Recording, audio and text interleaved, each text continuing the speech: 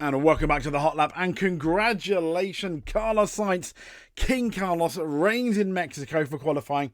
He's going to start alongside Max Verstappen, and then it's Lando Norris and Charles Leclerc on that second row right behind him. It's all set up for an interesting race.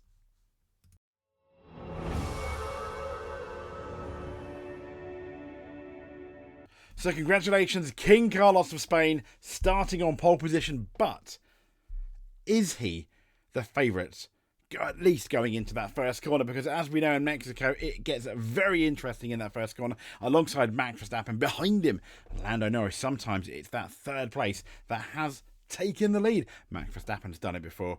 This is going to be a real test, though, for Lando Norris, who starts third, Charles Leclerc fourth, and we have an all-Mercedes third row. But spare a thought for this guy here.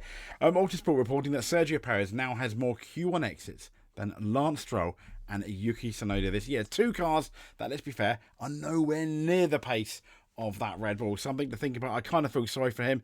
Is it time to say goodbye? Will this be his last Mexican Grand Prix? Should it be his last Mexican Grand Prix? This is the grid and the way it's forming. We've got Sainz, Verstappen on the front row, Lando Norris in third, Charles Leclerc in fourth, Russell fifth, Hamilton sixth, Magnussen seventh, Gasly eighth, Albon ninth, Hulkenberg 10th, Tsunoda 11th, Lawson 12th, 13th, Fernando Alonso, 14th, Lance Stroll, 15th, Bottas, and then Colapinto. No, sad for him for winning. Surprise, Piastri in 17th. Surprise, Perez 18th in his home race. Then Ocon and Zhou. Two big surprises at the bottom of the grid, at the bottom of the race. Let's talk then our winners and losers from qualifying, shall we? And here we are. Welcome to our winners. Welcome to our winners and losers section. So let's talk about the guy that's at the back of the grid. Let's talk about Zhou, shall we? In the Sauber, Zhou Guanyu. Yeah, kind of where you expected him to be. Really, kind of sad. Yeah. Oh dear. But From Zhou, we have Esteban Ocon, a bit of a surprise. The Alpines looked okay-ish. Is this kind of like we predicted the Ferrari, which we're completely wrong? Is this a PowerPoint? Is this going to be a PowerPoint thing? I'm not too sure. But yeah, disappointed. He's going to be disappointed. But I think the most disappointed person in Mexico, other than the Mexican fans, is going to be this guy. When I saw his face coming out of the car, I really felt for him. It looked like he was almost close to tears. Poor Sergio, what has this guy got to do? The car clearly was a bit of a handful, but still, Max Verstappen got up there on the front row. Sergio Perez did, and he's, well, let's be fair, very much the opposite. He's all the way down in 18th. I feel for you, Sergio, but is it time this guy, well, I don't want to say retires, but can you see him being in Red Bull this time next year? Absolutely not. Will Red Bull keep him? Potentially. They have done some very questionable decisions, such as renewing Sergio Perez. Let's hope Sergio Perez can come through and score some points. But even down at the US, he wasn't particularly, well, it wasn't exactly extraordinary, wasn't it, or inspirational. But if you got to feel for Sergio Perez, you also have to feel for this man, but slightly less so, because he potentially does have the fastest car on, at least we thought we had the fastest car early in qualifying, in the hands of Lando Norris, but clearly not. So Oscar Piastri, I mean, what on earth? I mean, he ended up 17th, but he ended up getting his first one absolutely deleted by breaching track conditions, going past the white lines. But the interesting thing is that wouldn't have counted anyway, in terms of that lap was not good enough. He said he lost about a second. He tried it another time. It just was not fast enough. But massive disappointments there for Oscar Piastri. Next up, we are going to have Colapinto, who... Do I even have a Colapinto? I think I do, don't I? No.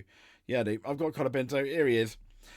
So, I think for the first time, Alex Albon is going to be smiling a bit because he's a long way ahead or Franco Colapinto. I think you can't be too disappointed. This guy is a rookie. You know, it's his first handful of races. Let's see what he does in the race. It could get quite interesting in the race. So, Valtteri Bottas finally making it out. I think, really, thanks to Oscar Piastri and Sergio Perez, but making it into Q2. Having said that, he was fast enough. Piastri wasn't. He made a mistake. Perez wasn't either. This guy was fast enough. So, massive thumbs up there for Valtteri Bottas. A good performance there. Other people that were saved by both Piastri and Sergio Perez is the Aston Martin team, and we're talking about Lance Stroll. Having said that, it was Yuki Tsunoda that threw it in the wall, putting a pause on any potential improvements for them. But Lance Stroll in 14th, within just over a tenth of his teammate, which is I always say Lando Norris. No, it's not Lando Norris. It's Fernando Alonso. I mean, he's not even a Fernando Norris. No, very much the Fernando Alonso in Spain. He's done absolutely fantastic. Well done. So, Fernando Alonso, he is he's 13. He's 13th, isn't he? And Liam Lawson. I mean, Liam Lawson. Are we disappointed? I don't have the card for Liam Lawson, but let's show the card for Yuki Tsunoda, shall we? So Yuki Tsunoda and Liam Lawson. So Yuki Tsunoda, let me just remind myself where everyone is. Yuki Tsunoda is 11th. Liam Lawson is in 12th position. So that is not too bad at all. Let me just quickly attempt to disappear and shut that door. There we go. Noises. Okay, I'm back. So, Liam Lawson. Where were we? Yeah, Liam Lawson, Yuki Tsunoda. Yuki Tsunoda ends up shoving it in the wall, so Liam Lawson cannot really improve. To be fair, I don't think Liam Lawson looked like he was going to improve that much anyway. But, I even though he's out-qualified Liam Lawson, once again, Liam Lawson didn't put it in the wall. Yuki Tsunoda did. Therein lies a slight issue there, doesn't it? Yeah, sadly. So, from Yuki Tsunoda to Liam Lawson, we have now Nico Hülkenberg in the top 10. However, I do think Nico Hülkenberg is going to be slightly disappointed because he's once again out-qualified by Magnussen. He made a mistake. So, he's going to be quite sad. But in between them, we have the revised Alexander Albon. We were telling him off come qualifying in Spain, weren't we? Not Spain, sorry, the last race in Austin. Absolutely horrendous weekend. I think the only guy that had a worse weekend was probably Lewis Hamilton. But there we go. He's made it in Q3, in the top 10, in 9th. So I think he's going to be quite good. So we're talking about Renault and the power issue, the power maybe being an issue, but in the hands of Pierre Gasly, who ended up qualifying 8th, and the man that is staying at Alpine, not bad at all, in the Renault engine, beating a few Mercedes engines as well. Imagine that. So from 8th, we have Kevin Magnussen. Again, I mean, boy, is this guy showing what he can do. He's been absolutely fantastic in the last 3 races, out-qualifying. I wouldn't say he's more experienced teammate, but a teammate that a lot of people think is a lot better than him. But yeah, I mean, absolutely well done to Kevin Magnussen. All smiles all round for old Kev. And then we have the 3rd row, which is going to be Lewis Hamilton and George Russell. I can't help but feeling the Mercedes looked a bit faster than that, but come qualifying, it was, maybe not quite the case. They looked a bit nervous. I can't help but feeling, I know there were shots of Toto Wolff looking very upset. I can't help but feeling that is probably the best that Mercedes are realistically going to do. George Russell in 5th. In the last qualifying, I think there was just over like a 10th and a half or 2 tenths between them. I think Lewis Hamilton will be disappointed, but then again, we know Lewis is slightly more stronger than the race normally than George Russell. George is slightly better in qualifying, but in 4th, and I think he's going to be disappointed with that because Charles Leclerc himself, I listened to the interview on Sky Sports and Sky Sports F1, and he pretty much said, "I'm disappointed, but I think I'm the fastest car.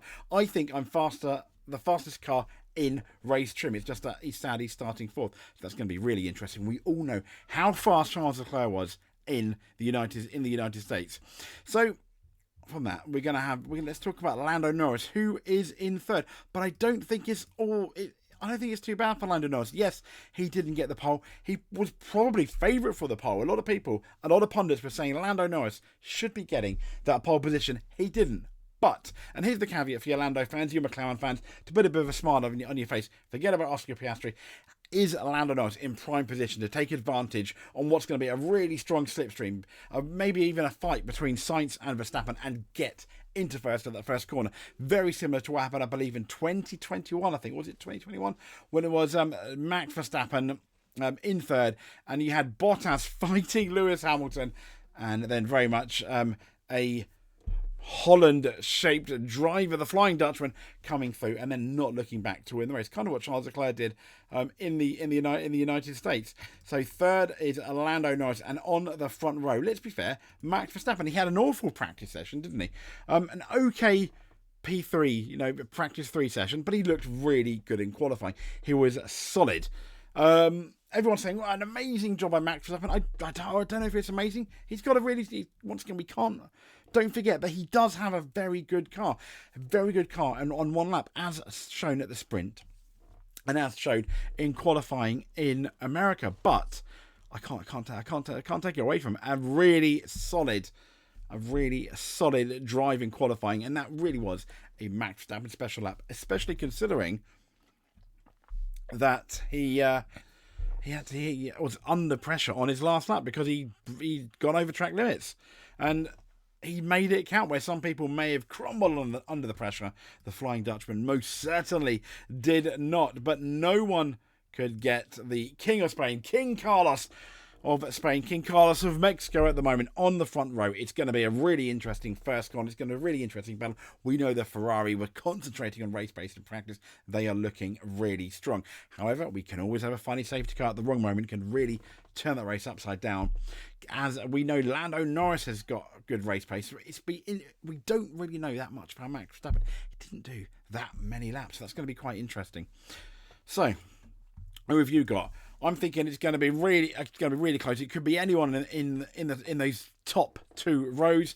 Could Mercedes get a podium? Yes. I think it's going to need something a bit extra or something special from the Mercedes lads. What can Oscar Piastri do?